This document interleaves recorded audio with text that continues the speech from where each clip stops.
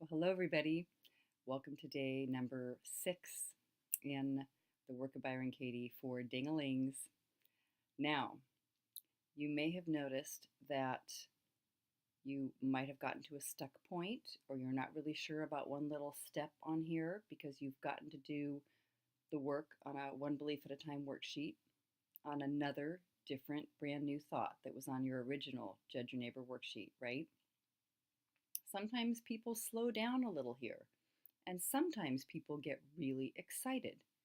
I would say just keep going. I mean, if you have the idea and the approach that you cannot do it wrong, and you are finding some interesting things and insights about just simply answering the questions here, what could be better than dissolving or reducing the angst or anxiety or pain or sadness about a particular situation or a relationship that you've experienced in your life that's been hard?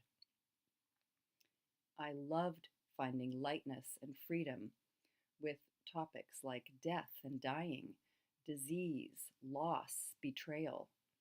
These are amazing things to do the work on.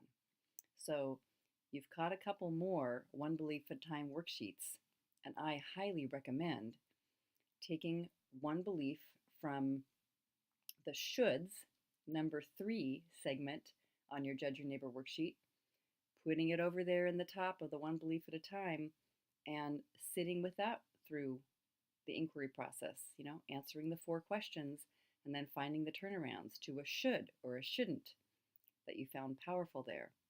And then also do it with a need, something that you wrote from number 4 on the Judge Your Neighbor worksheet. What do you need? What did you write down over there? Put that at the top of a One Belief at a Time worksheet and take that through the work. Now, I know that you might not do that all just today in one day. If you're like me, I did not get consumed by the joy of the work and sit down and start writing out my answers. I have met many people who did. That was not me. I was at question 2. Is it absolutely true? And I was kind of confused about how to answer the question. I was at question 3. How do you react when you think that thought? And I almost felt like discouraged. I react horribly. I don't know what to do. And I gave up.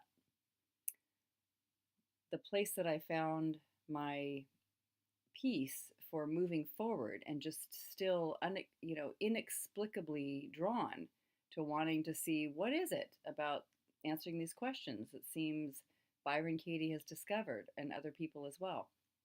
The place that all came together for me was going to a weekend workshop when Byron Katie came to my city. I mean, it really helped for me to sit live and in person with these same worksheets that you've been introduced to now and do it with other people.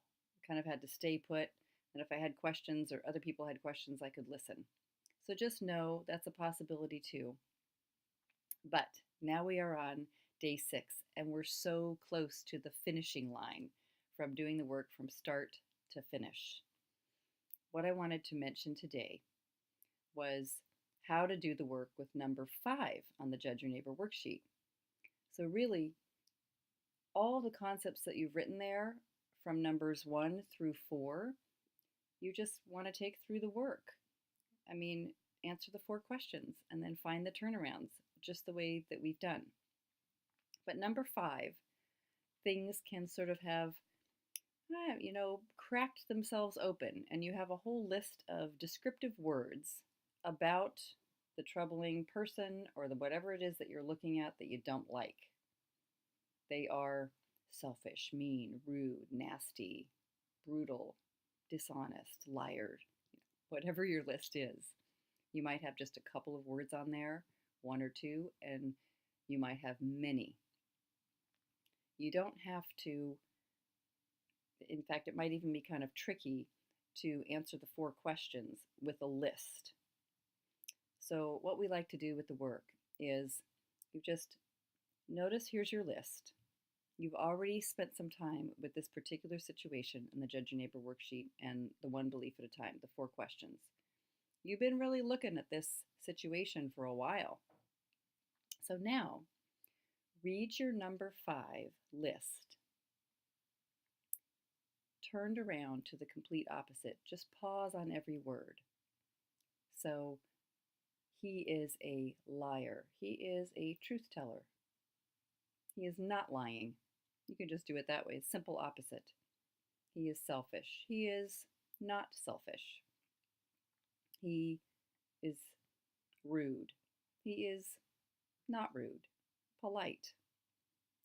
Just see what fits. Just find the opposite, full-blown opposite word, complete opposite, or just not that. The person is not that.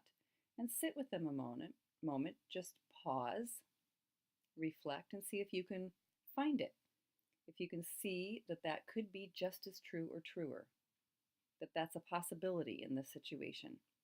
See if you can find an example, maybe more than one example. So you move through your list in that particular way.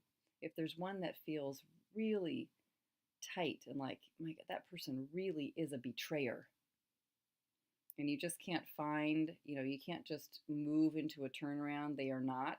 They're honest. They're genuine. Then take it through the 4 questions. Dig a little deeper. Spend more time with it.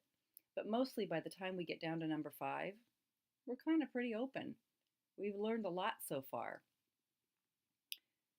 And the second way that you turn it around in number 5 is to read the list to yourself. I am liar, selfish, rude, betrayer, mean, dishonest, whatever your list is.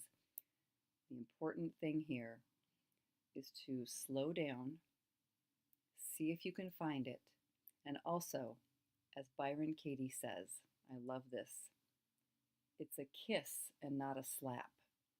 This is not a new list to berate yourself with or say, oh, I am the rotten person who is, I'm the selfish, mean liar in that situation. I'm the sadistic, nasty person. It's not for that to put more weight of the world on your shoulders and to use it as something to condemn yourself with. This is something to be light with, to just feel, am I also the human that has this kind of quality? Am I also holding this in this situation?